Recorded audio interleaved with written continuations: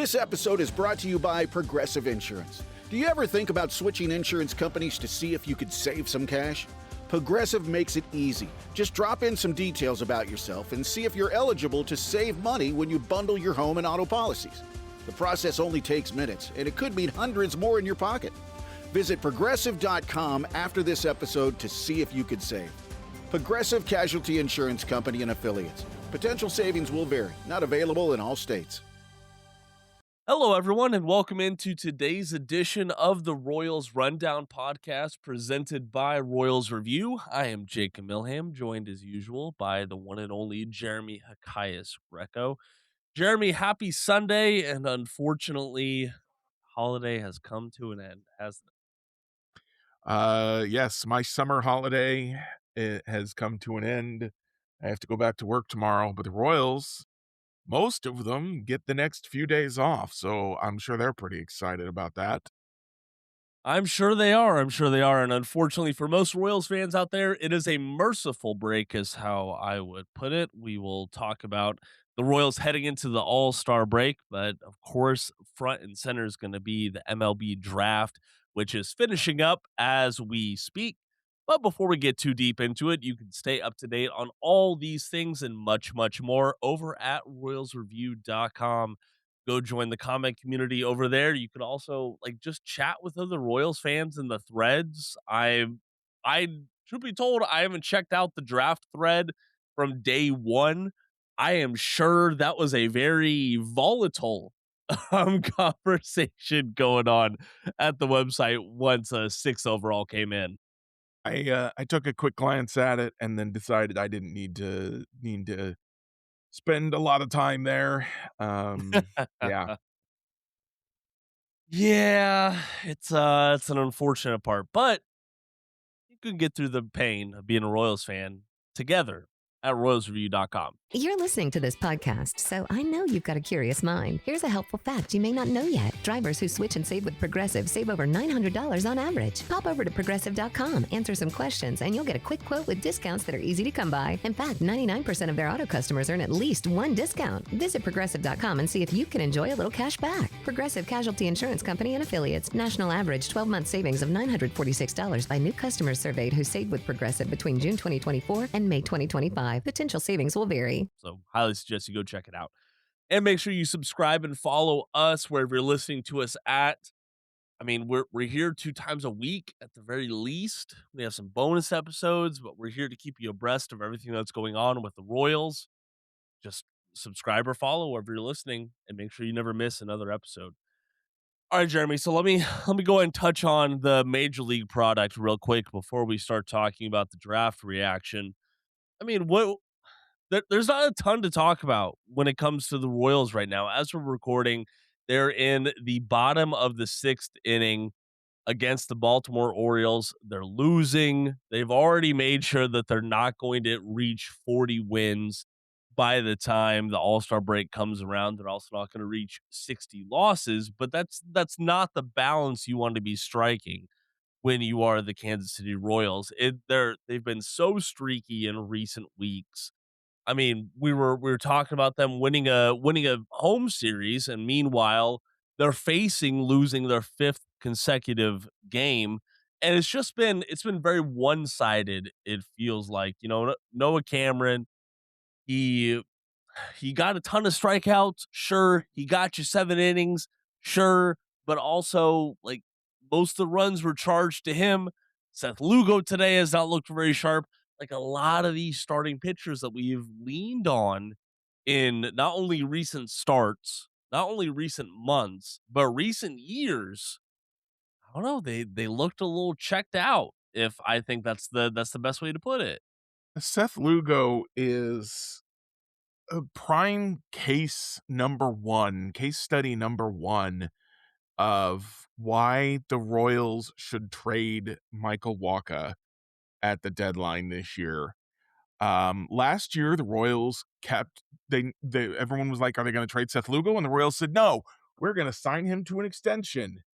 And he has not been the same pitcher ever since then. And that's kind of what you expect when a guy is getting into his mid-30s. unless he's Justin Verlander, who finally seems to have hit a wall this year, and to a degree last year, before announcing his retirement, guys just aren't as good when they get older. That's we know this about baseball. And the Royals are sitting there going, well, we've got to have Seth Lugo and Michael Wacha next year, or we need to find new starting pitchers. And we talked about you can find new starting pitchers if you trade them. But, buddy, you might have to find new starting pitchers if you keep them. They might just be bad. They might be bad next year. I certainly have no faith in Seth Lugo rebounding. And as good as Michael Wacha has been, as much as he's an all-star this year, do I have faith that he's going to be as good next year? Add in the fact that, if you look at it a certain way, Michael Wacha had a dominant, start to the year and has not been particularly good since then. Outside of when the Royals are desperate for innings, he'll give them a good start of 7 or 8 innings and 2 or 3 runs. But you can't just this is something that Dayton Moore used to do, is just go, but and Matthew Lamar had a great article kind of referencing that this week and go, but we need him for next year. Well, he might not be good next year. Trade him now and get younger. Your guys, your team is surprisingly old for a team that's like, well, we're built around Bobby Witt Jr. and Maikel Garcia, and they're 25. Your team is old. You need to get younger. Yeah, that's pretty hard to disagree with. You go and you go hop on Baseball Reference for all you computer using baseball fans out there, and you look at the average pitching age and the average batting age. You can see the batting age. It's like, okay, well, it's kind of skewed thanks to Salvador Perez and Starling Marte.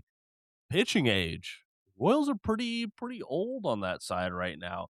And just because you are old, just because you have service time, does not mean that you are better.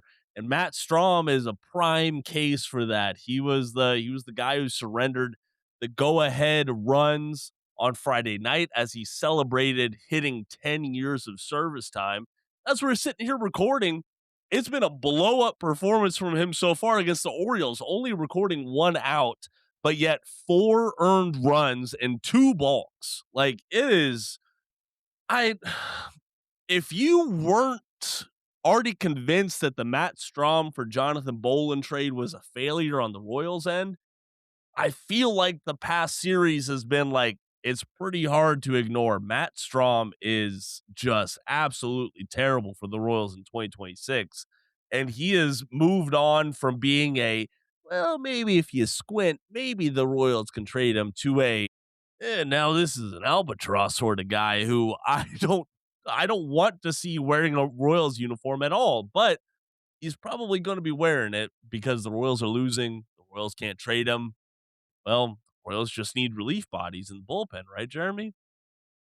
Guess at some point, I think you have to ask yourself, if the body in the bullpen can't get any outs, like you can say, well, we need a body in the bullpen, and if he gives up some runs, fine, we got to just cover the innings. But if you can't get any outs, he's not covering any innings either. So it's the same thing I had with Mitch Spence when they let Eric Sarantola go to keep Mitch Spence. At some point, yeah, he's a warm body, but he's not getting any outs. So what does it matter? And Matt Strom is rapidly approaching that realm where I'm like, you should probably just cut him and start calling up guys that you don't think have any MLB juice, because it doesn't seem like Matt Strom has any MLB juice left. Now, I do wonder if he's still hurt, because he came off the IL. We saw him still favoring the leg. We saw the Royals not react to that at all. They didn't even go out to check on him in a game after he came back from the injury where he was grabbing at his leg again. So maybe he's hurt, but you put him on the IL, you cut him, call up a Ramsey, call up a whoever, and be like, I don't think you're a big league talent, but we're not going to win anyway, so we might as well see if you got something. Hey, nobody thought Beck Way was a big league talent, and he's one of the best relievers in the bullpen right now, which is a bit damning with faint praise, but I kind of like what we've seen from him a little bit. Yeah. Yeah, I think that's a good way to put it. And we've talked on this podcast several times about, hey, the luxury of being a bad team, the luxury of being a losing team is, hey, now is the time to see what you got. Now is we were looking at 2023. JJ Picola at that time was pretty upfront with saying, hey, this is an evaluation season. Well, I think the Royals right now should be entering an evaluation second half. The rest of July, all of August, all of September, get through game 162. You can see what you got. And especially like some of these guys who are, fringe 40 man, they're heading into Rule 5 draft eligibility. Those sort of guys, if you want to get really, really aggressive about it, just right now, like it's tough to watch a Royals game. Right now, they're looking at a sweep. The Royals, I get this. I thought that they were much, much better on the road than they were. But they've been terrible this season. They have one of the worst records on the road in the American League. And as we record, they're 17-32. Well, the worst record on the road this season in Major League Baseball is 17-33. So, absolutely, by the time you're listening to this, they could be tied for the worst record on the road in baseball. Seems very likely. And they still have the worst record overall in baseball, right? Yeah. As we record right now, they do. This is just a terrible spot for the Royals, and it's one of those things that I think in 2023 there was a sting of seeing a 106 loss season. Sure, like it was tough, but also you were expecting it at that point, right? Yeah. And like right now, we weren't really expecting it. And I think that's where a lot of the pain comes from. Yeah, I agree with that. I think I've said this before, but I'm going to say it again. I also find myself frustrated because one of the reasons I had less of a problem with 2023 is that JJ Piccolo came out and said, "Listen, I'm the new general manager. Things are different around here. And, we're going to lose a lot of games in 23 probably. This is an evaluation year. We got to figure out who can and cannot help this team, and then we're gonna start really trying in 24 once we have a really good idea of where things stand, as we've got new people coming in to help us figure this out." And then at the end of the year, he gave a really solid evaluation that made sense. We need help in starting pitching. We need help in the outfield. We need help with a power bat. And then he went out and fixed those things. And then fast forward to the end of 2025, and JJ Piccolo says, "Yeah, I think we had a pretty good team. Injuries maybe derailed us some, more injuries than we expected. And, I think that payroll's probably going to stay where it is, and I think that's probably fine." And all of that was nonsense. And we continue to see nonsense. We continue to see, oh, well, there's no evidence that firing your manager midseason ever helps a team. And which I don't think Matt Quatrero should be fired, but to say that there's no evidence that supports it is incorrect. Mhm. Um, and to stick with the hitting coach was a clear mistake, I think now. They had the bounce back at the beginning of June, but they've pretty much gone back to being a subpar offensive team. Even with Bobby, even with Carter, even with Jack, they've been a subpar offensive team. It's pretty brutal. And then he's out here saying, he told us he was gonna be transactional. And then we get to the trade deadline and he's like, "Well, we're not trading our starting pitchers because we don't want to have to find new ones." Buddy, that's what transactional means. Yep. Yep. Exactly. It means So move on. And you want to be like the Brewers? The Brewers are move on. trading Michael Wacha and Seth No. Lugo and the entire bullpen probably this year if they're the Royals. I mean, if you want to get even if you want to get to the Brewers level, like we're talking about them trading Cole Reagans before this season started. That's what they did with Freddie Peralta. And if that's the level that you want to get to, fine. Just commit to it. Just Yeah. stick with it. And right now we're seeing like this deference, this loyalty that is a little bit more kin to Dayton Moore than it is to what we were hoping to see out of JJ Piccolo. And like that lines up with the PR speak starting to come out Yeah. that we saw from Dayton Moore. Well, now JJ Piccolo is doing that. And this is, you know, I'm fully understanding of where folks are like, hey, is this the guy we want leading our front office? It's hard to defend him anymore right now. I've argued that the first person I would fire is the owner for not investing more in the team, for saying, listen, Isaac Collins and Lane Thomas will be sufficient. We don't need Cody Bellinger or Kyle Tucker. So that's the first person I would fire. But the second person I'm firing is JJ Piccolo, because the PR speak is my biggest pet peeve in sports. I hate it from the GM. I hate it from the manager. I hate it from players. It's one of the reasons I wrote an article a couple of years ago saying, listen, sports press conferences are stupid, because we all know no one that they're all trying to say as little as humanly possible. They don't want to answer your questions. They don't want to give anything away. And then we see that continuing to happen now. And I was a big fan of JJ Piccolo's until the PR speak stuff started again. Big fan. And he's, to a degree, I think he's trying to provide cover for the owner, which is part of the job of a Pobo GM, is to provide cover for an owner who's not spending. But so to that degree, I'm willing to, if you could fire the owner, I'd be willing to keep the GM, but you can't fire the owner. And to be clear, like I said, second person I'm firing is the GM. Probably the third person I'm firing is the hitting coach. The fourth person would be the manager, Matt Quatraro. There you go.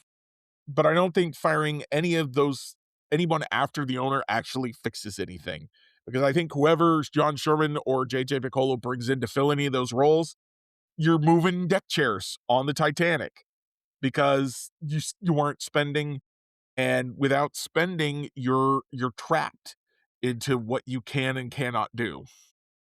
Yeah, we've seen that with other franchises. You don't The you don't Rays, have the to look. Brewers. Yeah, Rays, Brewers, Athletics, like the list just goes on and on and on and on. And it does really boil down to, well, usually if you're willing to spend money, then you're usually going to win. But meanwhile, the Royals did lose a series against the New York Mets, but things are not going the Mets' way, even though they have a massive payroll. And like I would say a highly regarded GM. Like some things just don't land the way you want them to land. But I say that as like the Royals weren't in a similar situation as the Mets were heading into opening day 2026, right? I looked at the Mets ahead of that game, ahead of game one, and I saw like, hey, this is absolutely an NL East contender. Like things should fall their way and they should be in the playoffs come October. Royals, I was optimistic because I got to talk about them. I got to write about them. I want them to win. But I was just like, I can see more ways that they won't be in October rather than ways that they will be in October. And I want to point out, like, one of the biggest issues with the Royals this season is things have not linked up. Like the starting pitching has been good and the lineup's been bad. The lineup's been good, the rotation's been bad, and the bullpen's just been bad pretty much the entire time. Like that's what the first half of the 2026 season has been for the Royals fandom, and it is incredibly frustrating, Jared. It really is.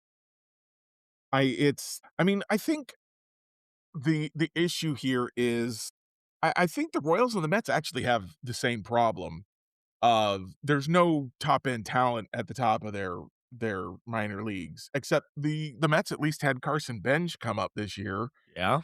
And they had Jesus Mate, but they traded him. They don't support their minor leaguers in a good way, I don't think. Nolan McLean has kind of been thrown to the wolves a little bit. I mean, the Freddie Peralta trade looks awful from the Mets' perspective now. So the Royals, the thing I guess is the difference to me between the Mets and the Royals is the Royals needed to add one or two big pieces, and the Mets decided to overhaul their entire team. They went too transactional, let a bunch of guys go, and brought in every second baseman they could find. That is true. And then That is said, we'll true. make it work. And that's also something the Royals do, where they add a Jonathan India when they think they've got a Michael Massey at second base and go, well, Jonathan India can move to third or left and it'll be fine. And boy, it didn't work out. I think I was chatting with someone the other day about Hunter Dozier and how because we were talking draft stuff and we're going to talk, recent draft stuff here in a minute, hopefully. But Hunter Dozier was an example of the Royals going under slot. They went under slot to take Dozier so they could go over slot to get Junis. And yeah, that did not work for the Royals at all. Neither of those players panned out. However, I do wonder if the Royals had decent pitching development at that time, which they did not have. They had Cal Eldred at the big league level saying, hey, you learned a cutter for your brother. I didn't give it to you. Don't throw it. And we had a team saying, hey, Hunter Dozier, you're a really good hitter. Why don't you play every position on the diamond? And certainly that won't affect your hitting at all. I Absolutely feel not. like the organization was a disaster at that time, and that's a big part of the reason I wonder if you said Hunter Dozier, just play left field, or just play right field, or just even corner outfield. Just play corner outfield, and we'll figure out the rest of the lineup. You don't need to worry about first and third anymore. We got this. And if they said, Jacob Junis, you get outside coaching and it seems to help you, let's see how we can integrate that with what we're doing. Instead of saying, no, you absolutely can't do that. Would both of those guys have been Royals favorites for a long time? Maybe, maybe not, but we'll never know. And I really worry that the Royals are kind of doing the same thing with Jack Caglione right now, where they moved him to right field. He looks pretty good in right field. Then Vinny gets hurt and they're jerking him around between first and right field. He doesn't look good at first. I don't know if he ever looked good at first. He doesn't now because he's been playing right field and he's been focusing on that. And if you ask him to spend a lot of time focusing on remembering how to play both right field and first base, are you screwing up his bat? And then obviously we've got spoiler alert, we've got some underslot shenanigans happening in this draft, and I want them to not play position games with these guys and to coach them good, because you got to make this work. And so this is a long road to a short thought of the Royals and the Mets are in a similar situation in a lot of ways, but the Royals didn't need to overhaul their entire roster. They just needed to add a couple pieces, and they didn't. They kind of patched around the edges instead of filling in the giant hole, and it's cost them. Yep, that it has. There's no other way to put it. It's over the past couple of years. It felt very much like that same, again, I know I keep doing this, but this is how I'm feeling right now. It had brought that same Dayton Moore, everyone's going to get better next year mentality to the club, which you hope for, but you can't plan on. No, absolutely not.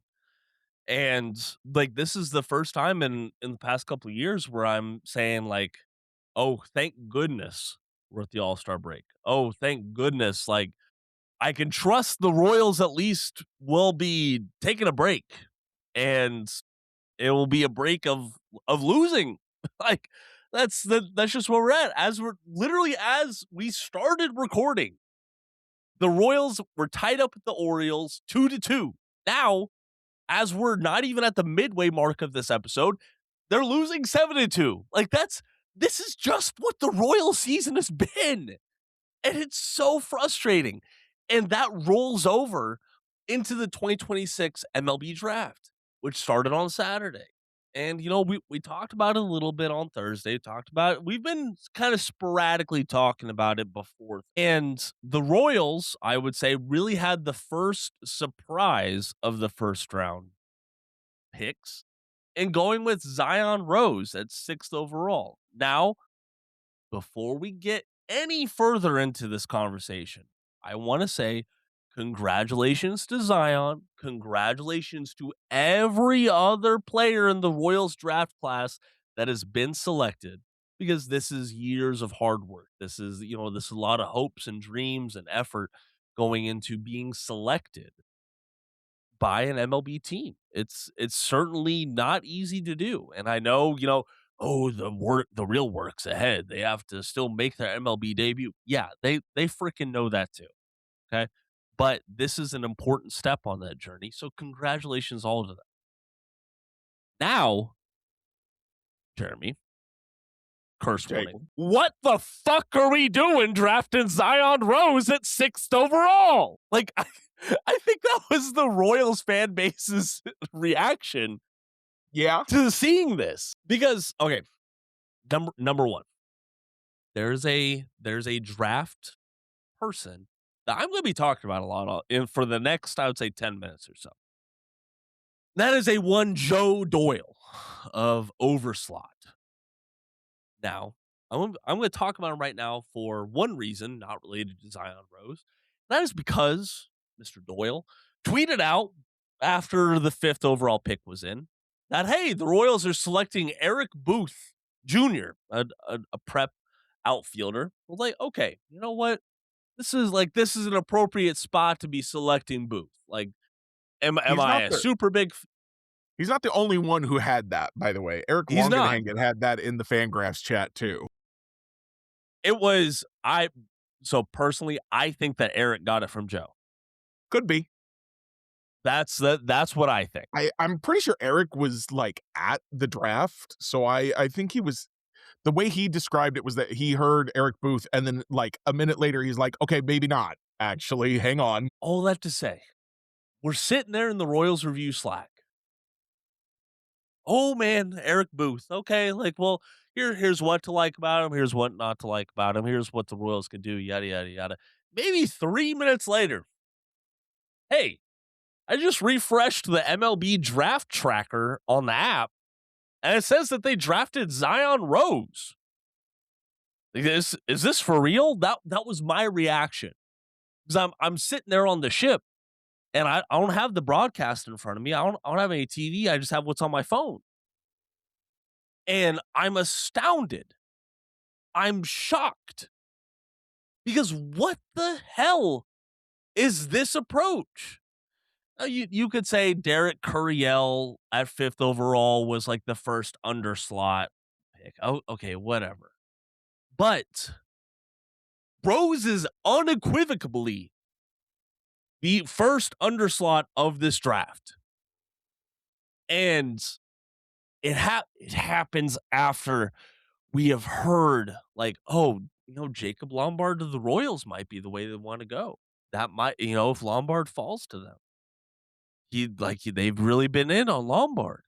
Oh, this is what they can and can't do. Lombard's sitting right there, and the Burris sitting there. I didn't like Burris. I talked about him. I'm like, okay, well, if the Royals get him, sure, but I don't like him at 6th overall. Burris is sitting there. Rojas is like so many other names that the Royals have been like, oh, okay, well, yeah, maybe they can go this way. Sitting there. No, boom, Rose out of Louisville. That's the selection that they go with.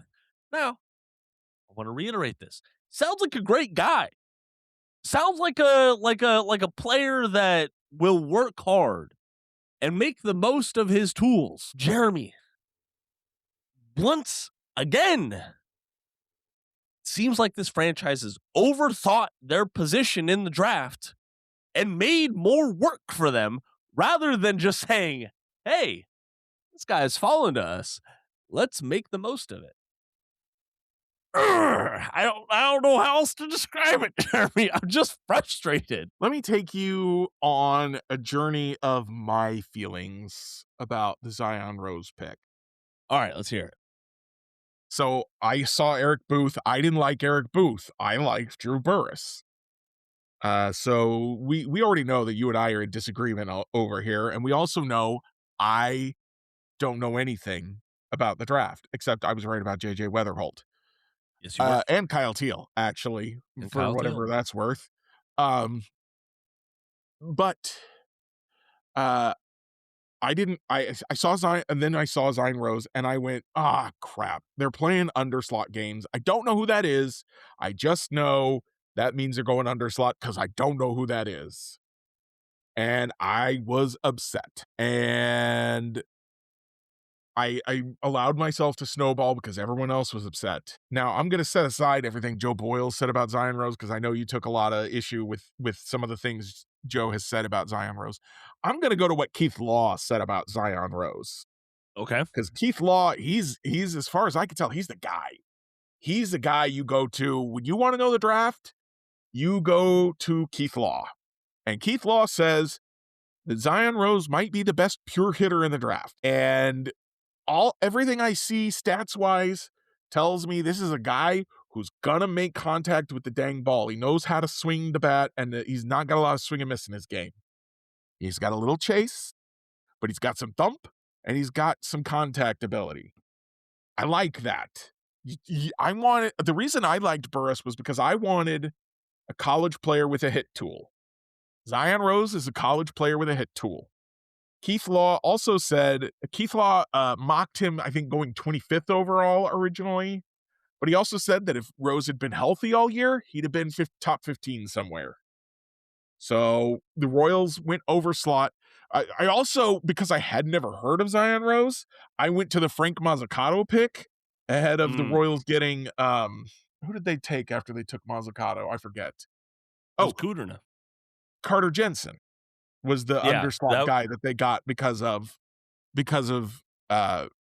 Mazzucato. Now, Carter Jensen, I think we can say, it looks pretty good in retrospect. The argument goes that, that underslot play worked, but you didn't need to take Mazzucato to make it work. Mazzucato was a huge reach. Zion Rose going from, say, 15 to 6, not a huge reach. Mazzucato was supposed to go in the second round sometime, and the Royals took him in the top half of the first round. It's not the overreach that Mazzucato was. And then with the 30th overall pick, their competitive balance pick, the Royals took, what's his name again? Taylor Rabe. And I like him a lot, Jacob. Yeah, there's a lot to like there. He's a draft eligible sophomore, which means he does have some signability concerns that make you think he might be over slot. He might have to pay more than the slot for him because he, as a draft eligible sophomore, he has the option of just going back to school and seeing if he can do better next year. And still having leverage because when you draft a junior, they can go back as a senior, but then whatever they get drafted, they got to take the next year. As a draft eligible sophomore, you still got leverage as a junior. And he can hit 100 miles an hour with his fastball, and he throws strikes. You're telling me there's a triple-digit guy who throws strikes? Sign me up, baby. Sign me up all day, every day. I'd have if they'd taken him with the 6th pick, I might have gone, okay, sure, why not? He needs to work on, he apparently doesn't have a changeup, and his breaking stuff is hit or miss, but that's a heck of a place to start. Is 100 miles an hour and throwing strikes. I believe in the Royals' ability to develop talent now. I will also say that Brian Bridges this is his 3rd draft with the Royals. The first one, he took Jack Caglione. Last year, he took, at the top, why can't I remember anyone's names, Jacob? I remember he went to IMG Academy. Sean Gamble, and then he took the 3rd baseman, whose name I've also forgotten. Josh Hammond. Thank you, Jacob. You are my memory. And Hammond looks fantastic, and Gamble looks like he's getting better all the time. So he's and Justin Lampkin got taken a little bit later. He looked really good before he got hurt. There's a lot of stuff to like about the last 2 drafts. So I want to give Bridges the benefit of the doubt, and maybe Rose, maybe you don't need to go Rose. Maybe you can go with Burris, or maybe you can go with Booth, whatever. I don't feel like it was a crazy underslot deal for Rose, having read what I read from Law and seen, the stats he had in college. And MLB, at least, I haven't looked everywhere else. They have all of his grades except for his arm at 55. So above average. That's pretty good. Yeah. And you can stick him in left field and the arm's not going to hurt you. I think he's one of the questions that people have is about his ability to play defense, but apparently he looked better in center than you'd think. He's fast, and the Royals have Rusty Kuntz to help with the outfield defense, whether that's in center or in left. So I don't hate the pick after thinking about it some more. And like I said, I love the Rabe pick. And then the rest of the picks in the top 4 rounds I thought were fine. And after the first 4 rounds, I don't think anyone knows anything actually about who's being picked. So, all right, let me put a little frustrated bow on 6 overall before I move on to the rest of the draft class. And this isn't, my frustrations don't lie. Well, no, they do lie with the Royals front office. I'm sorry. We got lucky to get the 6th overall pick. Why not go with the best available player, or what is publicly considered to be the best available player? I researched before we got on this podcast. I could not find a single draft board that had Zion Rose higher than 15th overall, the one by Joe Doyle. But I will admit that probably 70-80% of my frustration lies with the public response to this pick, okay? Because we got you and I, we got day jobs. We got stuff to worry about outside of baseball. So, kind of why sometimes we defer to the folks who don't, for lack of better terms. The guys who, this is their full-time job. This is what they talk about all the time is MLB Draft. So I get absolutely pissed when I look and I see at a whole bunch of these accounts, a whole bunch of these talking heads talking about, yeah, Zion Rose deserved to be in the spot. Yeah, absolutely deserved to be, going 6th overall to the Royals. Royals got a really good one here. Now, that's not to say that the Royals didn't get a good player in Zion Rose. But if you believed that, why wasn't he in the top 10 on your draft boards? Why wasn't he in the mock drafts? Why are we acclimating to this pick afterwards rather than you actually believing what you're saying right now? Like, it's just frustrating.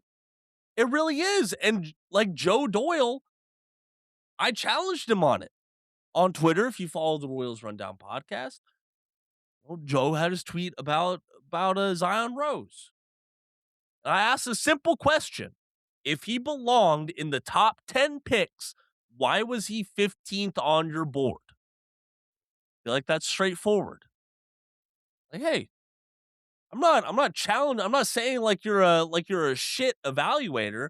I'm not challenging the quality of your work or anything. I'm just asking a question.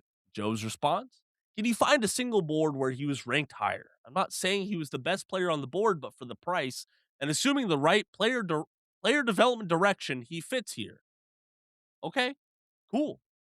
But Joe also said the Rose belonged in the top 10 picks. If he belonged there, why didn't you frickin' put him there?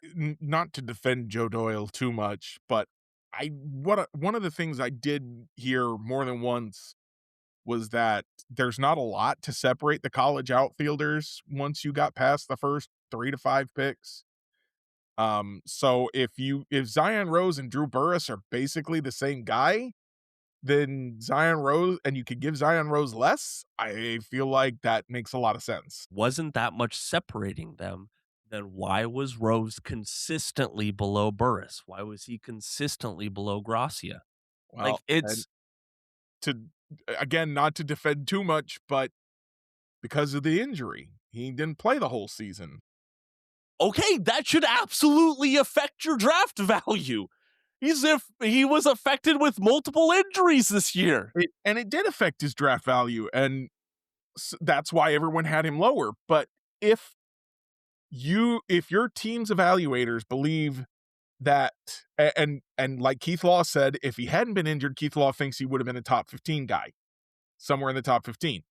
And so if your team goes, well, if he hadn't been hurt, he would have been in the top 15. We don't think the injury is a thing to actually be concerned about, but it did knock some dollars off of what we have to pay him to sign here.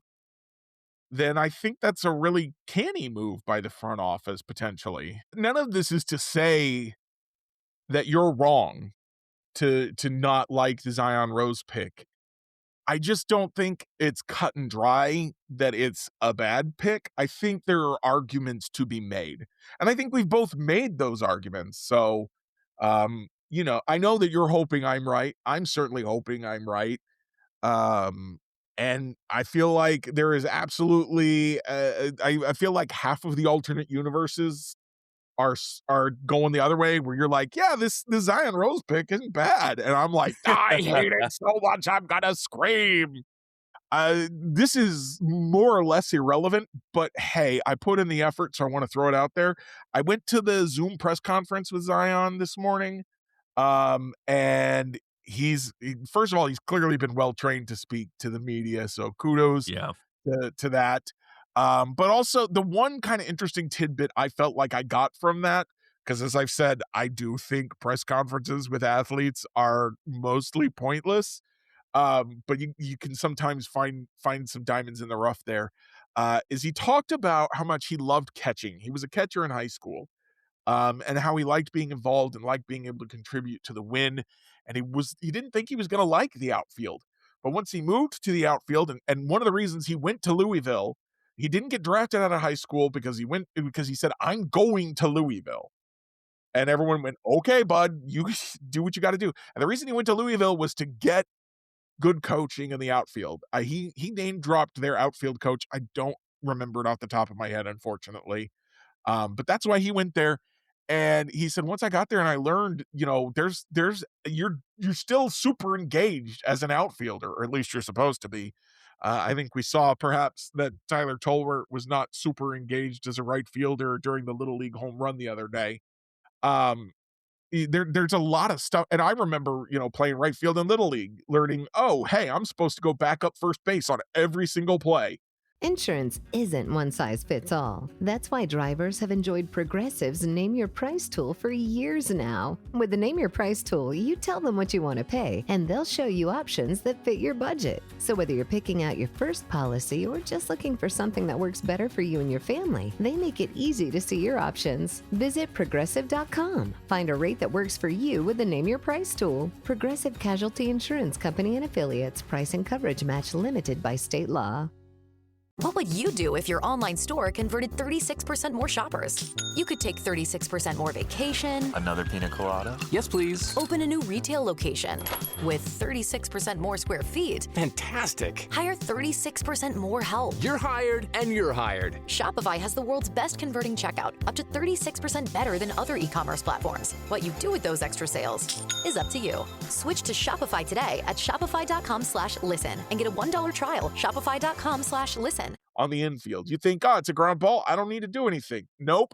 You've got a job to do still as an outfielder. Yeah. So finding that out and being excited about an opportunity to contribute to the team on something like that speaks well to his work ethic and his viewpoint to me. Okay. And makes me like him as a ball player a little bit more. Yeah, Not enough to change, you know, where does he belong in the draft? But it was nice to hear, at least.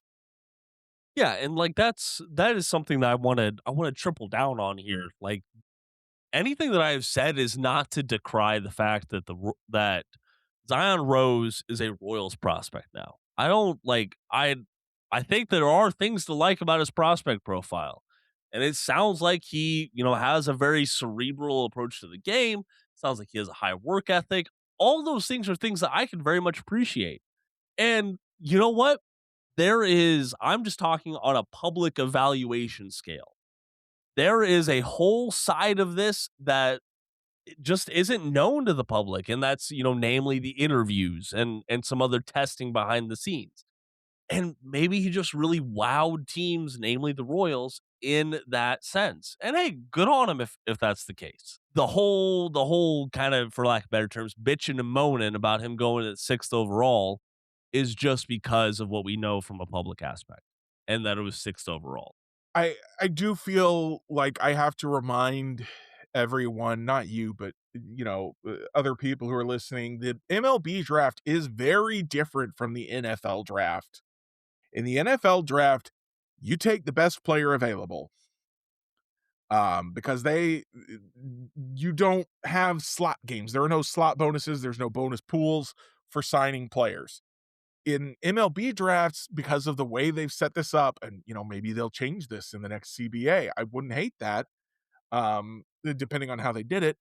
The way the MLB draft works is you don't always take the best player at available, because you're trying to maximize your overall talent, and you go, well, the amount of money we spend on this guy at 6 is less than we spend on this other guy at 6, but then we can spend more on this guy at 30 or wherever.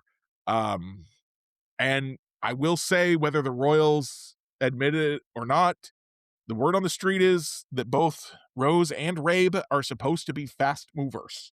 So whether the Royals were thinking about that when they took those guys, hopefully we'll see them in the big leagues soon.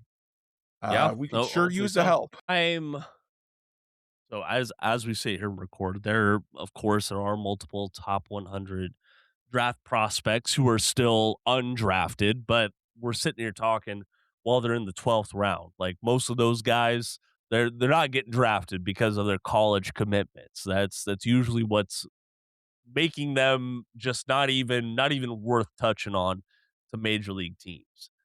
I think another part of my frustration is after 6 overall, because at least with the Mazzucato pick, there were 2 clear guys who were saying, okay, yeah, these are guys with signability concerns. Like, these are some prep guys who are going to very good college programs to develop and to possibly win there and to possibly raise their draft stock in Kudrna and Jensen.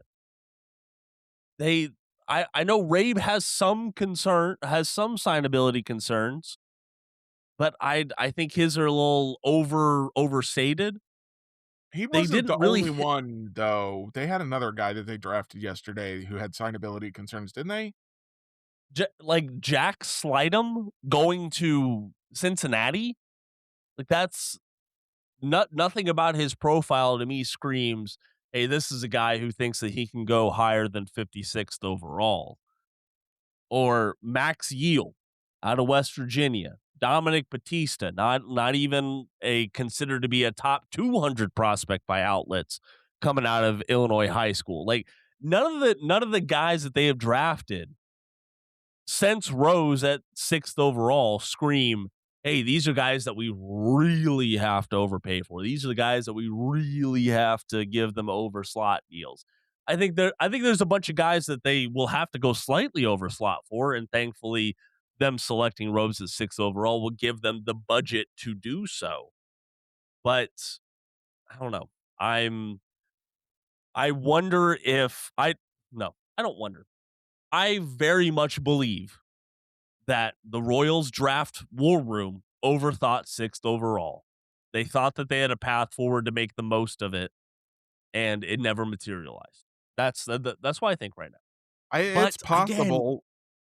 Again, I could 100% see a scenario where they took Rose at 6, thinking they were going to get someone at 30 that was going to be even more impressive than Rabe, and that guy got taken ahead of them. I don't know. I will also say that, boy, if you're going to go under slot over here on Rose, could we not get Rintaro Sasaki? I would have liked to see him. He got drafted in the 8th round by the Marlins. The Royals had a couple of shots with him. Maybe I'm overestimating his skills, but I definitely am like, can we please have a Japanese player in Kansas City? I don't know why I so desperately want a Japanese player in Kansas City, but yeah, I just feel like the Royals are missing out. Well, and the thing about Rentaro Sasaki is that he was, according to what I read, he was the biggest deal in amateur baseball in Japan before he left there to come to Stanford, trying to get to the big leagues sooner. So yes, he's also a draft eligible sophomore. Some signability concerns there, but like this is a guy whose talent, he was going to go 1-1 in the NPB if he hadn't gone to Stanford. So that's a guy I would like to see on my team. And you had a bunch of shots at him apparently, and you whiffed on all those. So I don't know what. Maybe I'm sure there are good reasons. Maybe he's fingers crossed. He doesn't sign with the Marlins. The Royals can have a shot at him next year when they're going to pick, hopefully in the top 3. Based on how their Hopefully. standings are, you don't know anymore because of the lottery. They might not pick in the top 3, and that would really suck. So would. hopefully they do, and we can. We're getting to look forward to next year having a really good draft pick. Hopefully they rebound with some health and some talent and maybe some free agent spending. They got a lot of deals coming off the books this year. Even if they keep Waka and Lugo, they shouldn't keep Waka and Lugo or the relievers. I'll just reiterate that as we're now 3 weeks away from the deadline. Let's go ahead and deal basically every pitcher who's not nailed down and not hurt. Let's trade them. And yeah, I just it's rough right now. I think the biggest frustration I think with the draft this year is that the Royals had the 6th overall pick, which was lucky. They were lucky to get the 6th overall, but also not lucky enough because after the top 3, 4, 5, nobody knew what to do anymore. If they had been so lucky as to get a top 3 pick, they'd have known exactly what to do. And there wouldn't have been any games with underslot. There would have been, that guy's going to be real good. We're going to take him. And that's just not how it worked out. And that sucks. But fingers crossed next year works out better. Hopefully so. And And also, fingers crossed. I know your frustration with the pick notwithstanding, you're also hoping that Zion Rose and Taylor Rabe are in the big leagues and superstars for the Royals sooner rather than later. well, and absolutely. And like that applies to this entire draft class.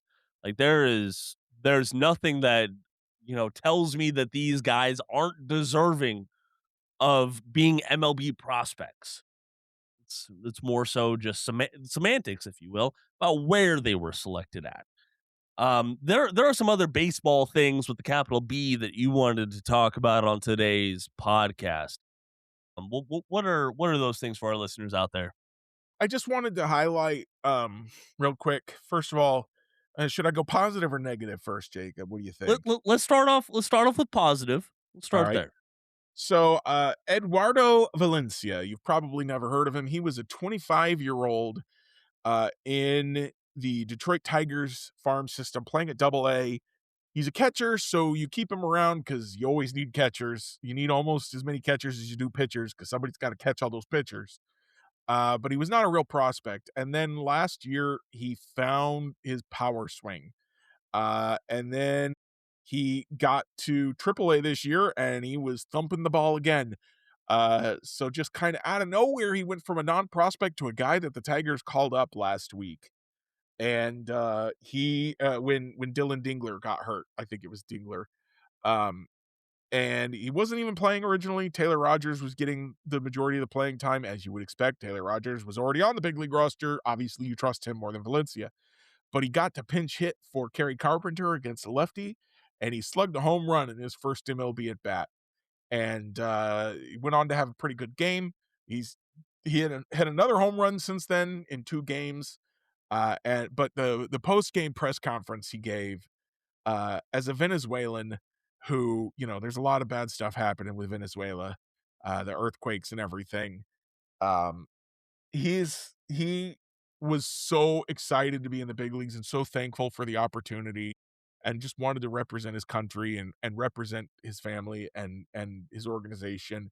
And he was so emotional. He started crying while he was giving the post-game interview, and everybody else was tearing up. and it was gorgeous. And it's one of the great things, one of the great human stories that you can see anywhere, but also in baseball. It's one of those things where baseball reflects reality when someone gets a shot like that, and it's just so cool.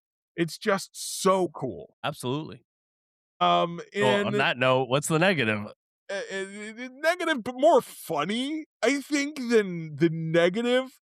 MLB approached Zach Wheeler as potentially being an injury replacement for the All-Star game. The NL All-Star team needed another pitcher. So they said, hey, Zach Wheeler, would you can we make you an All-Star? And Zach Wheeler said no. Because he was feeling a little butthurt that he wasn't on the initial All-Star team. He's like, I deserve to be there. Yeah, you probably did, Zach. I'm not gonna lie. You probably did. But everyone else who was in there also deserved to be there. There's a reason that every year there are snubs for the All-Star team. And it's not because people hate you or hate your team. It's because there's a limited number of roster spots. Would you believe me, Jacob, if I told you Ellie De La Cruz and Ketel Marte are not on the All-Star team this year? They're not even injury replacements so far. Yeah. They're still good, but there's just not room. So that's just the way that it is. That's how things go.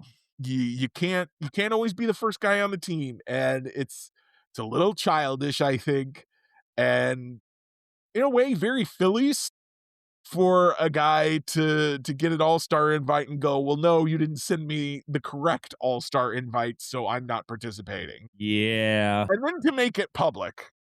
That part. That last part. I'm pretty sure that came from his camp.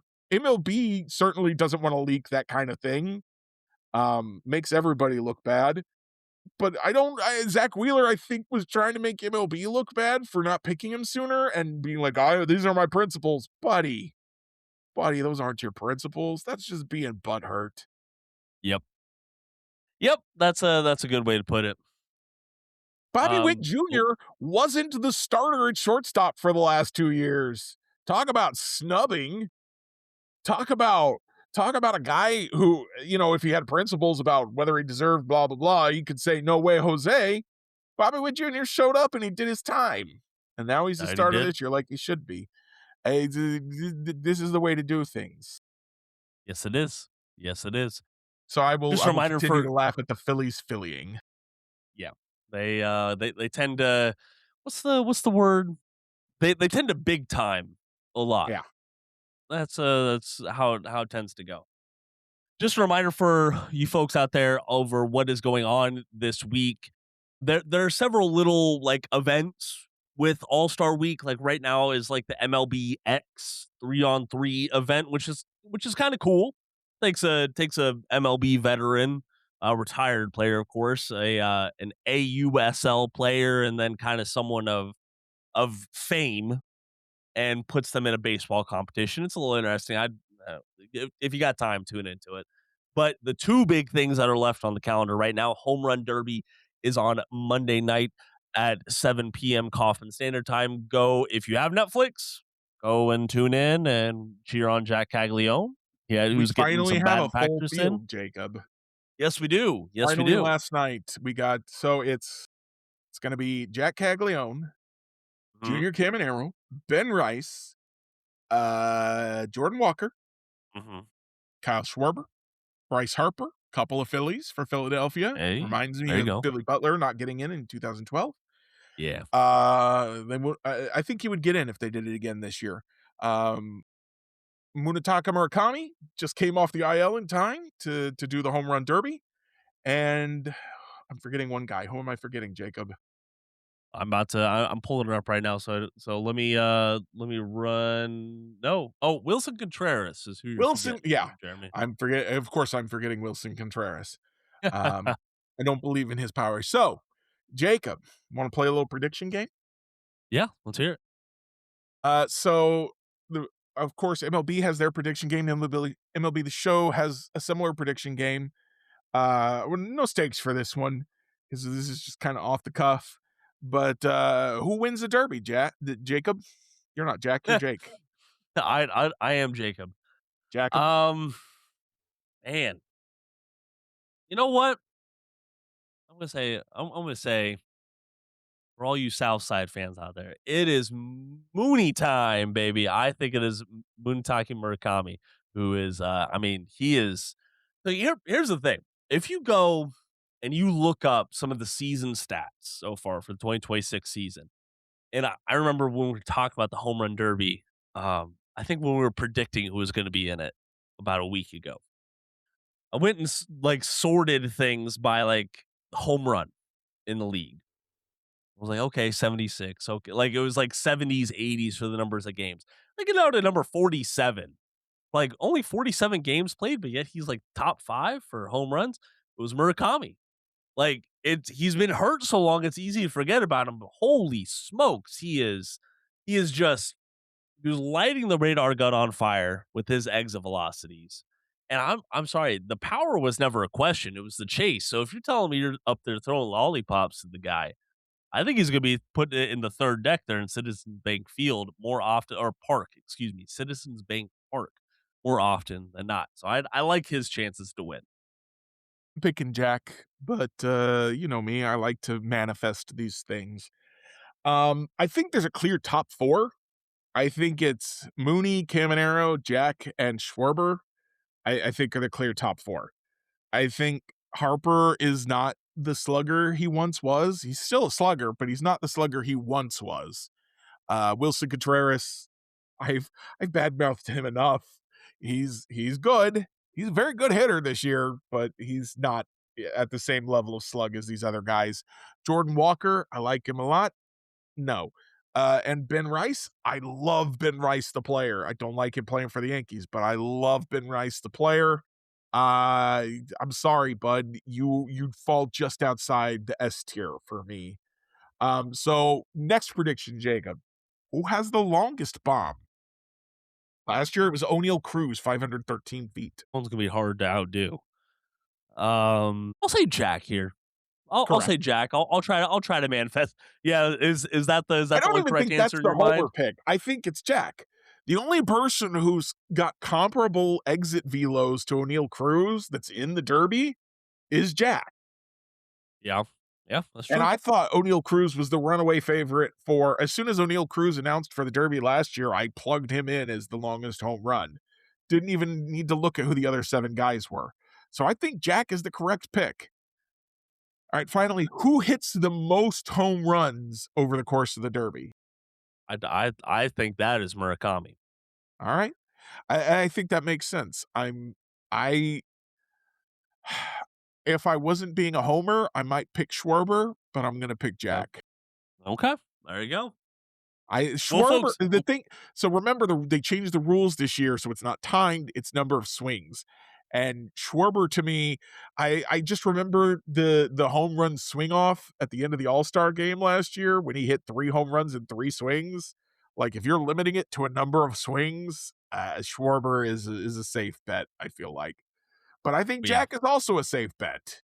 So I'm manifesting that a little bit, but that's what I'm going with. All right. Well, hey, all these guys are in the home run derby for a reason. That is to hit the long ball. So they're all pretty damn adept at it. So make sure you tune into Netflix to check out the derby. And also, I talked about it last time, like just watching old home run derbies. I tossed on the 2008 home run derby the other night. I always remember that one fondly for Josh Hamilton's performance in it.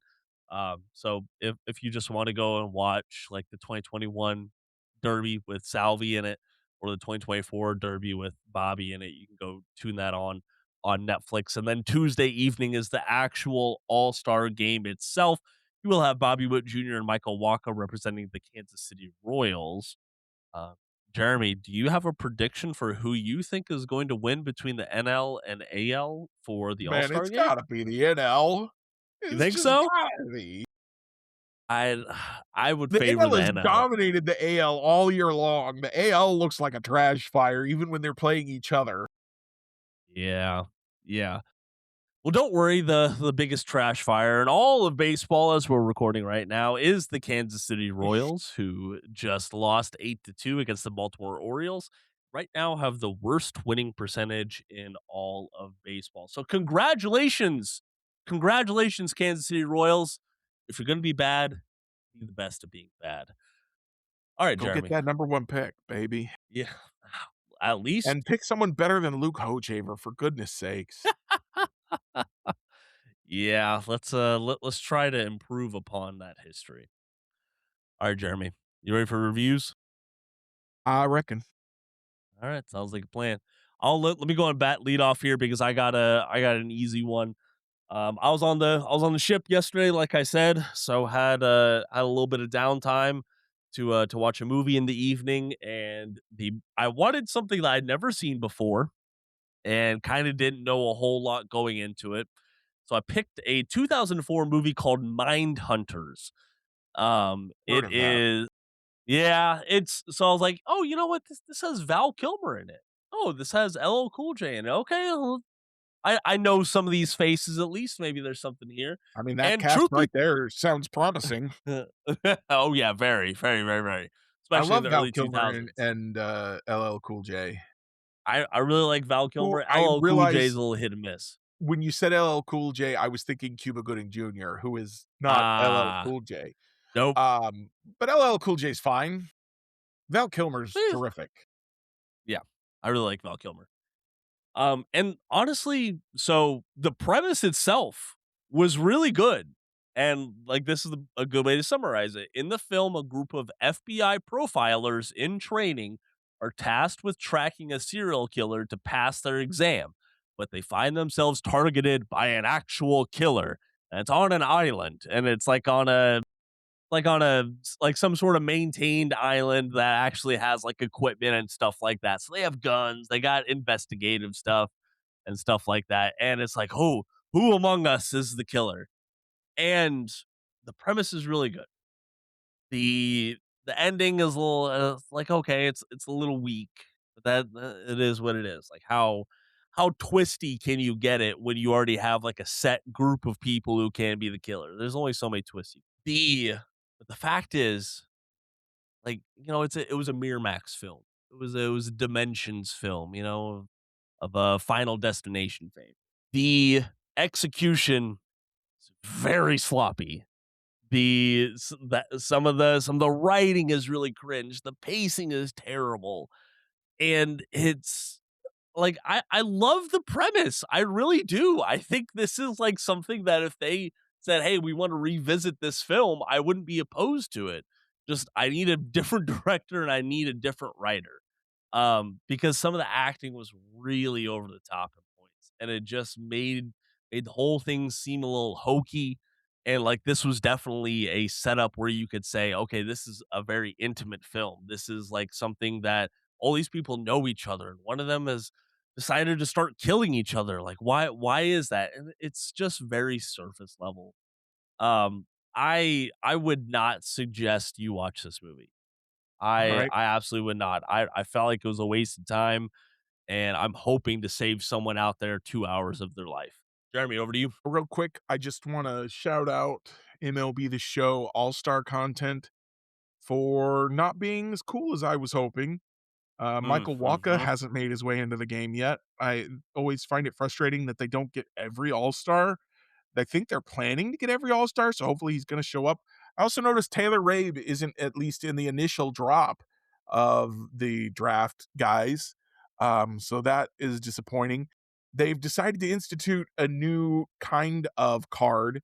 The Rock Chalowski card has a limited edition variant with more red diamond glow on it, which just makes chasing. I can't remember if I was telling you or telling somebody else the other day that the whole the I keep seeing when they talk on they've got ads for card shows on MLB TV, and they sometimes talk about these one of one cards, and I'm just like, dude, one of one sounds like the opposite of anything that would make me want to get involved in collecting. And rare variants, same thing. Like, I'm just here to collect all my cards. That's the only reason I'm playing MLB The Show. I'm not good. I just want to collect all the cards because it makes me feel good to collect all the digital cards every year. And then you're like, well, here's a limited edition variant. So now I got to get 2 versions of that card? Lame. And the odds of getting that one, I don't even know what the odds are because it just gets folded in with the other card. And so I hate that. And they had their also Weekend Classic event this week, which is their most competitive multiplayer mode, and weird bugs were popping up while I was playing that. So I'm a little annoyed with MLB The Show right this second. I would like that. Oh, the other thing they did that drove me nuts was for the last few years they've done Ballpark Village things where you could go to the All-Star Game Village and get loot for the game. And they're like, don't worry, if you can't show up this year, we got you. We got some community things we're gonna give away. And then they put up limited quantity vouchers on their Twitter account yesterday with no preamble, nothing on the game, nothing in the app. Just showed up on Twitter and everything ran out before I even knew it was there. So that like, I was perfectly content to sit here and go, well, I'm not going to Philadelphia just for some MLB The Show drops. But then you told me I could get something, and then you made it so I couldn't. That's disappointing. But I want to bring a positive to this. So I'm gonna tell you about one of my favorite movies of all time. Okay. Dungeons and Dragons: Honor Among Thieves. That movie needs a sequel, baby. It's so good. Yeah, it does. It's so good. Chris Pine is tremendous as our protagonist. I haven't done a lot of tabletop role playing. I've done very little, honestly, but I've watched a lot of tabletop role playing between Dimension 20 and Critical Role. So I'm familiar with a lot of the tropes and ideas. And I know friends who play and tell me stories, and I see, short videos where people tell stories about playing Dungeons and Dragons with their friends and all the shenanigans that can happen. And so like the whole the introduction and departure of the paladin as kind of like a guest player character fits really well with everything I understand about tabletop games. And it's a good story. Like, you can watch that movie and not know anything about TTRPGs and have a good time. And then if you do know TTRPGs, there's a few Easter eggs that make it a little bit funnier. And it's just so good, Jacob. It's such a good movie. And it's a dang shame that they haven't officially announced a sequel. And at this point, I'm beginning to wonder whether they ever will, even though, for a year or two after it came out, Chris Pine and everyone was saying, I think they're going to do a sequel. And the way they do IPs these days, I do feel like having kind of a rebound once it got to streaming. It didn't do great in theaters, but it had a rebound once it got to streaming. I do think we'll get that sequel eventually, but I don't know if it'll be like a true sequel with these characters, or if they're going to have to do like a in the world sequel because everybody will have moved on to other things or be 20 years older or whatever. Yeah. But such a good movie. Yeah. Yep. I listen. If they don't have a sequel, I'm just gonna blame it on Hasbro. That's all I'm gonna do. I'm just gonna blame it on them. I mean, that makes sense. Hasbro, Wizards of the Coast. Come on, guys, get it together. Yeah, come on. We want it. You can make it happen. All right, folks. You made a really good movie. Make a more good movie. Crazy how that works. Simple as that. Alrighty, folks. Well, that's going to do it for today's edition of the Royals Rundown podcast. We appreciate you joining us. Make sure you follow or subscribe to the podcast wherever you're listening to us at. You can also go check out royalsreview.com for all the great work that goes on over there. Or you could just check out over there every Monday and Friday or whereabouts to find each and every one of our episodes. But I highly suggest you go join the comment community over there, suffer alongside your fellow Royals fans, and as always, feed the feed. I am Jacob Milham, there, Jeremy Greco. Thank you so much for joining us, and until next time, go Royals! If you like the show, please take a moment to rate, review, and subscribe. It really does help the show to grow. Thank you for listening.